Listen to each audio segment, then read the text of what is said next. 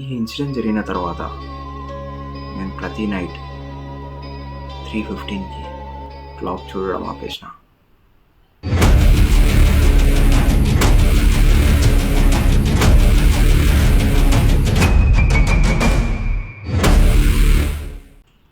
Hello guys, welcome to Telugu paranormals. So ఈరోజు నేను share చేసుకునే ఇన్సిడెంట్ నా రియల్ లైఫ్లో జరిగిన ఎక్స్పీరియన్స్.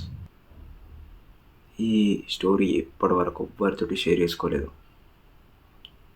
ఈ ఇన్సిడెంట్ జరిగిన తర్వాత నేను ప్రతి నైట్ 3:15కి క్లాక్ చూడడం ఆపేసిన.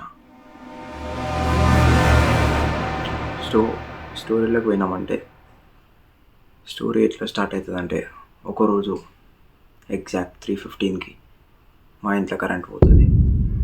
ఆ పవర్ ఆఫ్ అవ్వడం వల్ల నేను లేచి ఏమైందబ్బా ఈ టైంకి పోయిందని చెప్పి చూస్తే వియర్డ్ సైలెన్స్. ఆ సైలెన్స్ ఎంత లౌడ్ ఉందంటే నా హార్ట్ వరకు ఉంది. ఆ సైలెన్స్ చాలా వియర్డ్ సౌండ్స్, ఫ్యాన్ నుంచి అన్నిటి నుంచి వియర్డ్ సౌండ్స్ వస్తున్నాయి. ఆ టైంలో చాలా టెన్షన్ పడ్డా. ఆ తర్వాత మెల్లగా ఫ్రిడ్జ్ తెరిపోయి బాటిల్లో నుంచి వాటర్ తాగడానికి వెళ్ళిన. సో సడన్గా డోర్ వైపు చూసిన.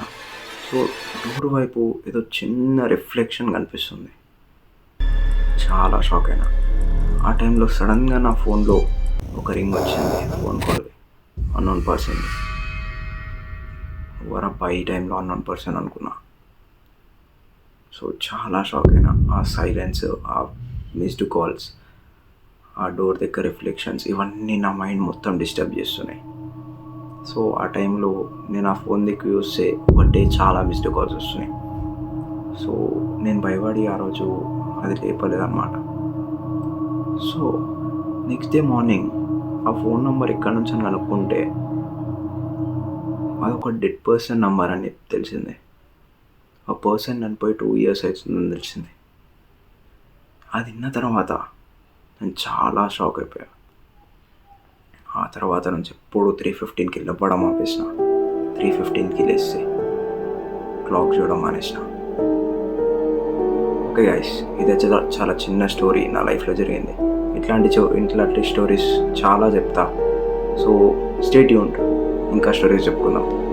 ఈ స్టోరీ మీకు నార్మల్ అనిపించవచ్చు, కానీ నాకు మాత్రం చాలా హారర్ ఎక్స్పీరియన్స్. నేను ఇప్పటికీ ఆ బెడ్రూమ్లో వండుకోను.